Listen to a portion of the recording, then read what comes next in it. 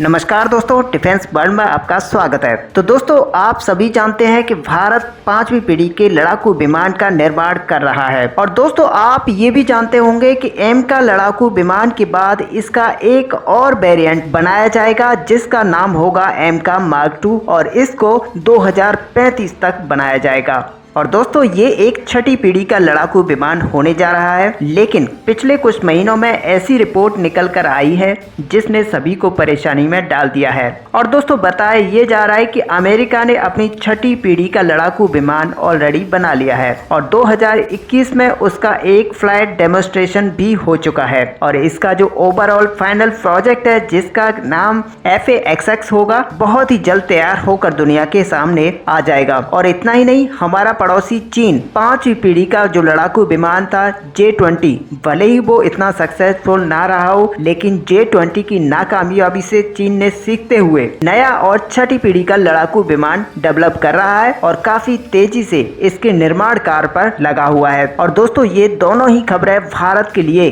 बहुत ही ज्यादा परेशानी में डालने वाली है, क्योंकि भारत का जो एम का है वो 3 से 4 साल बाद बनकर तैयार होगा। ऐसे में तब तक अमेरिका का छठी पीढ़ी का लड़ाकू विमान FA-XX हो तैयार हो चुका होगा, जो कि एक कदम भारत से आगे होगा। और साथ ही चीन अपने छठी पीढ़ी के लड़ाकू विमान को बनाने के लिए अंतिम चरण पर पहुंच चुका होगा। ऐसे में उस समय लड़ाकू विमान की रेस में भारत पिछड़ सकता है और ये बात भारत के लिए बहुत ही चिंताजनक है। ऐसे में आप कह सकते हैं कि चलिए, अमेरिका से हमारी कोई दुश्मनी नहीं, लेकिन आप ये मान के चलिए कि हमारा जो परम शत्रु है वो चीन है। और चीन कहीं ना कहीं छठी पीढ़ी के लड़ाकू विमान को बहुत तेजी से काम पर लगा हुआ है। वैसे दोस्तों, आपका कहना होगा कि चीनी हथियारों की काफी ज्यादा खराब क्वालिटी होती है, लेकिन आप इतिहास उठाकर देखिए, कोई भी ऐसा हथियार नहीं होगा जो अच्छे से काम किया हो। लेकिन फिर भी आपको बता दें कि भारतीय सेना ऐसे काम नहीं करती। और चाहे जो भी देश कितना भी छोटा हो या फिर बड़ा हो, उसकी सेना ताकतवर हो या फिर कमजोर हो, हम किसी भी देश को, किसी भी सेना को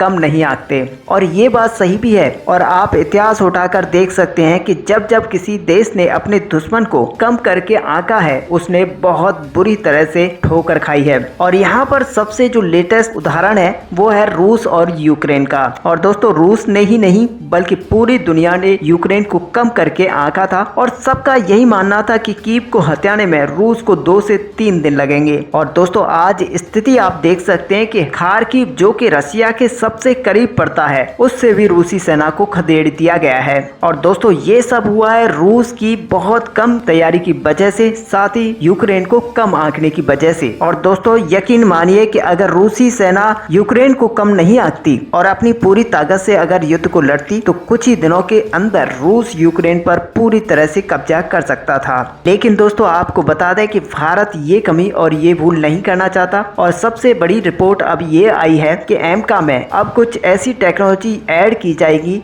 जो कि छठी पीढ़ी की होंगी, जैसे कि ऑटो रिमोट पायलटिंग। इसके अलावा ऑटो एयर रिफ्यूलिंग भी इसमें ऐड की जा सकती है, यानी कि अपने आप हवा में लड़ाकू विमान के अंदर फ्यूल भरा जा सकेगा और लड़ाकू विमान खुद इतना स्मार्ट होगा, एयर टैंकर के पास जाकर अपनी टंकी को फुल कर सकेगा। इसके अलावा सबसे जो बेहतरीन चीज ऐड की जा रही है इसमें, वो होगी लेजर पोर्ट, यानी कि लड़ाकू विमान के अंदर मिसाइल लगाने की जरूरत नहीं पड़ेगी और अब इसमें लेजर वेपन लगाया जाएगा, जिससे कि दुश्मन के लड़ाकू विमानों को, मिसाइलों को पलक झपकते गिराया जा सकेगा, ध्वस्त किया जा सकेगा। और दोस्तों, इसका सबसे बड़ा फायदा ये मिलता है कि बार बार मिसाइलों को रीलोड करने के लिए समय और जमीन पर नहीं आना पड़ेगा, बल्कि लेजर इलेक्ट्रिसिटी से चलती है और वह अपना पूरी तरह से काम करती रहेगी जब तक कि हवा में लड़ाकू विमान उड़ता रहेगा। और ऐसे में आप दुश्मन की वायुसेना पर या फिर सेना पर अनलिमिटेड शॉट ले सकते हैं और अनगिनत मिसाइलों को गिरा सकते हैं। इसके अलावा दोस्तों, इसके अंदर जो सर्वेलांस सिस्टम है वो सबसे ज्यादा हैवी ड्यूटी लगाया जाएगा। और ये सब ऐड करने के पीछे भारत का मकसद यही है कि हम चीन और अमेरिका से पीछे नहीं रहने चाहिए और फाइटर जेट रेस में किसी भी तरह से भारत, अमेरिका और चीन से पिछड़ना नहीं चाहिए। ऐसे में दोस्तों, भारत के पास चीन की खतरनाक टेक्नोलॉजी से ज्यादा टेक्नोलॉजी होनी चाहिए। वैसे दोस्तों, आपका क्या व्यू है? आप अपना व्यू हमें कमेंट पे लिखकर जरूर बताएं। साथ ही वीडियो को लाइक और शेयर करना ना भूलें। मिलते हैं नेक्स्ट वीडियो में, तब तक के लिए जय हिंद।